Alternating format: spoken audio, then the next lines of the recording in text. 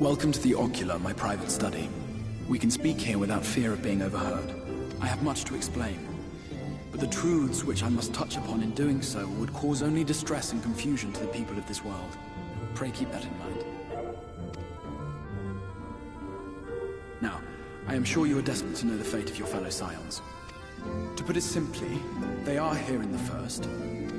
Their arrival, however, was not as recent as you may imagine. Here, time flows at a different pace from that of the Source. In the space of a single hour in your home world, an entire year might pass in the First, and the reverse could also be true. The pace fluctuates without rhyme or reason, and it cannot be predicted. That said, we seem to be entering a period of near equivalence, and thus, for the moment, you need not overly concern yourself with the passage of time. As for your companions, however, Y'shtola and Urianger have dwelled here for 3 winters, all told, while Thancred's count stands at 5. Even our more recent arrivals, Alphino and Alizé, have lived in the First for almost a year. My intention had been to summon only you, but the art of reaching across worlds has proven exceedingly difficult to master. Thus it was that my fumbling hand closed upon those to whom your fate is most closely bound as well. As they were not the object of my summons, their transference was incomplete. Though they may appear to possess corporeal bodies, they are, in truth, merely spirits that one can see and touch. Consequently, while you yourself will be able to pass between worlds with relative freedom, they will not. Much as it grieves me, they are stranded here, unable to return.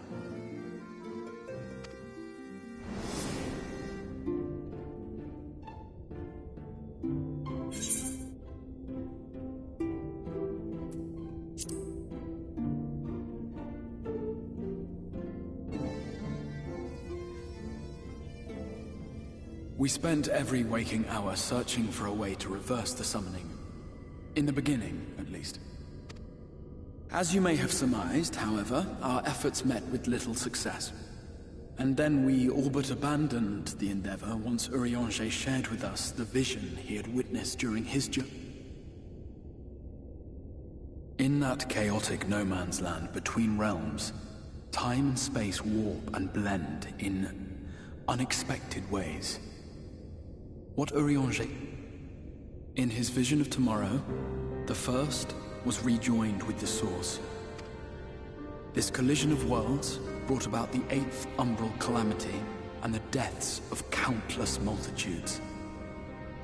Amongst those who perished, Urianger clearly saw the fall of the Scion's mightiest champion. He watched you die.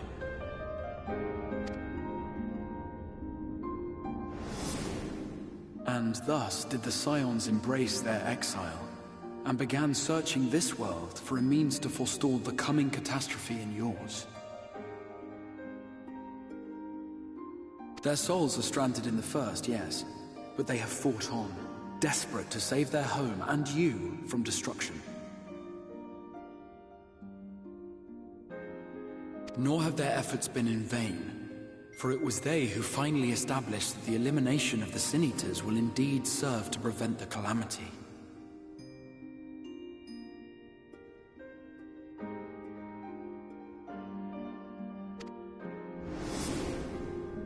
Considering these circumstances of our meeting, you would be forgiven for doubting my version of events.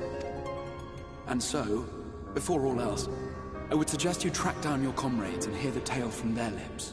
I shall of course be happy to assist in these reunions, and you need not make any decisions regarding your involvement until you are certain of where you stand. Meanwhile, I promise I will not rest until I have found a way to help. What say you? Have I earned your trust for the moment?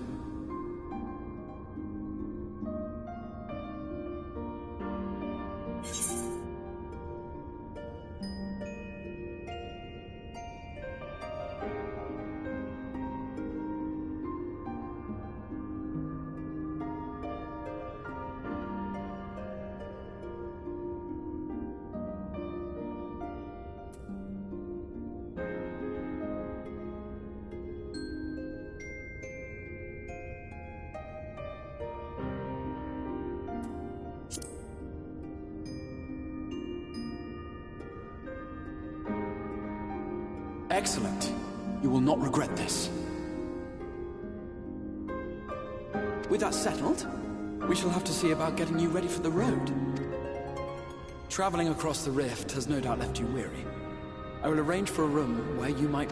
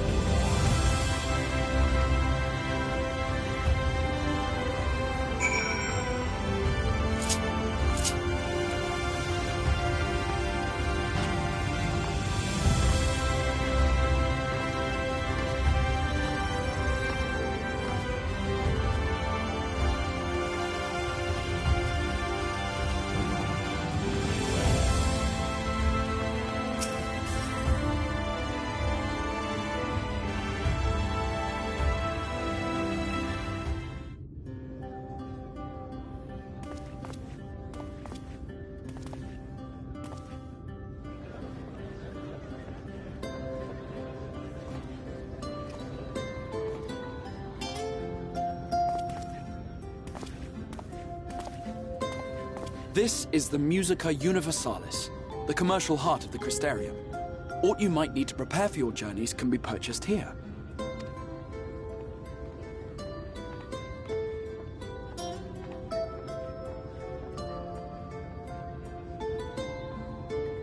Ah, yes. You must be curious about the currency. Fear not. The gil you carry will serve you well enough. Each nation once minted its own coins, but 'twas all a jumbled mess following the flood. After much debate, the local merchants eventually elected to revert to the old ways, wherein a coin's value was decided by the worth of its metal. As for a unit of measurement, we agreed upon the term gil, a word borrowed from coins uncovered within the Crystal Tower here. And as our traders peddled their wares across the land, so too did our usage of gil become common practice. From what your stola tells me, a standard coin from the source equates to exactly 1 gil here, or near enough not to matter. Our way of life has benefited greatly from the artifacts we recovered from the tower, some of which may be familiar.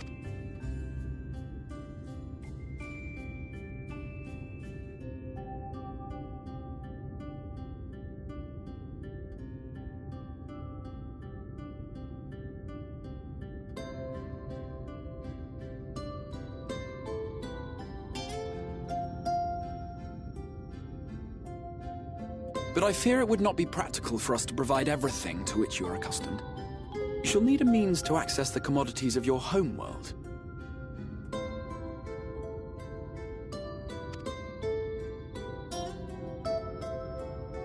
Avan Kerm Sin? Yes, I'm here! Of course I'm here! What amusements do you have for me today?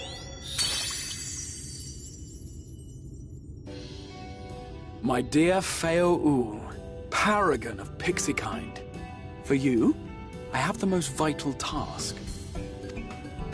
This fine gentleman is a friend from a distant realm. And we have need of a means to ferry things back and forth from his home. Might you be able to assist us in this matter?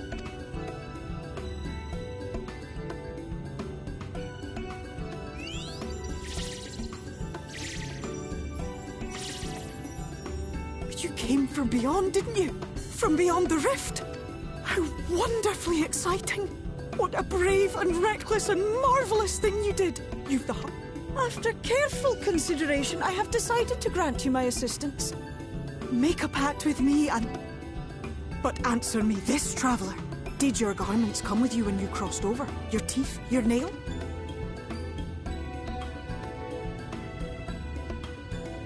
Just as I thought! Then you've a good stout connection with your home through which all your belongings, great and small, may easily pass. From this moment forth I will be your Isne Fis, and you my Snay Yak. Like the branch which sprouts from the sapling, our bond will flow unbroken from one to the other. Raise your hand.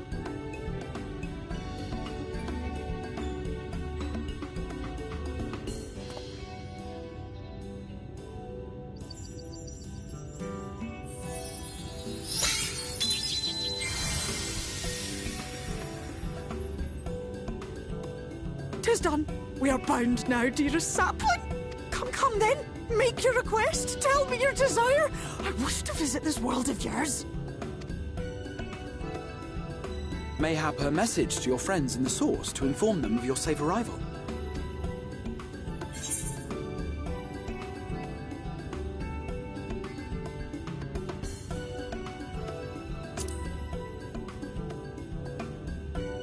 Consider it done.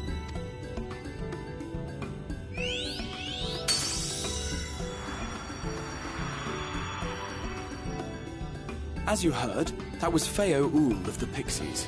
Their kind possess an affinity for magic akin to that of arcane beings. They rarely show themselves in populated areas, but Feo is insatiably curious even by pixie standards, and seems to have taken a liking to the Crystarium. Right, we were going to organize a room for you, weren't we? Come along.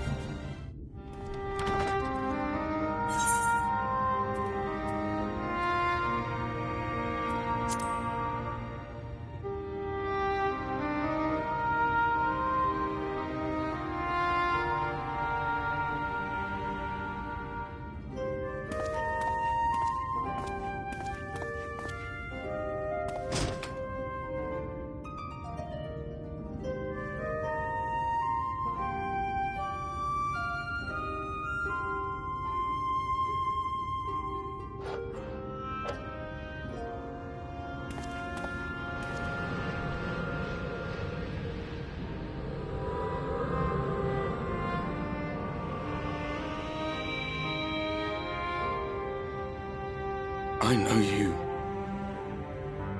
You're the warrior of light from the Source.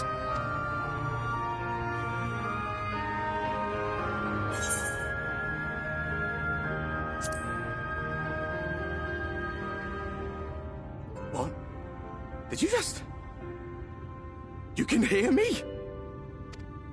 Oh, gods, how long has it been?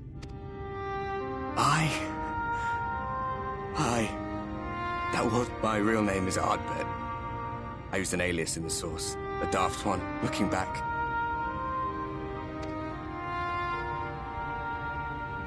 If you recall my tale, it was... We thought our home doomed. And so we listened to the Ascians. Let them guide us to the source. I remember when we fell, defeated by you and yours. I remember our order. The flood was poised to swallow Norvrand, Minfilia and my friends. They surrendered what little they had left to hold it back.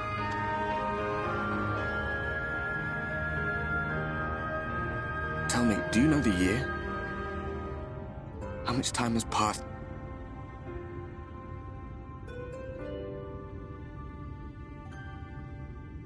A 100 years.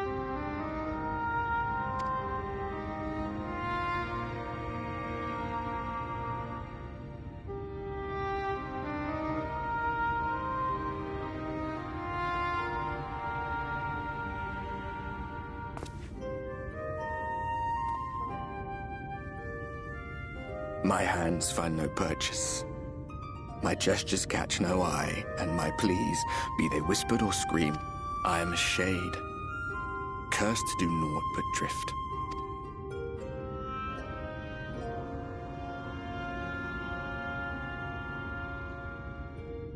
I feel as if I've been walking forever. I hardly noticed when my mind and body began to fray at the edges. Then bang! My senses were sharp again. I felt like a fish. Why is it that you can see me? What are you even doing here, come to that?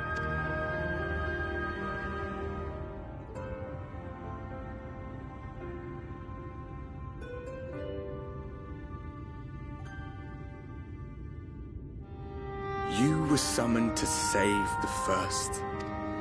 A waste of time. This world is beyond save. Muddled as my mind may be, I've not forgotten that. But if fate has brought me to you, the one person in this God's-forsaken world who can see and hear me, then perhaps if I can find out why I was left behind, then maybe...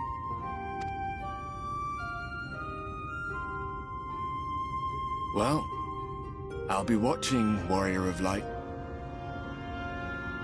But do me a favor. Be careful out there. This world has had its fill of heroes.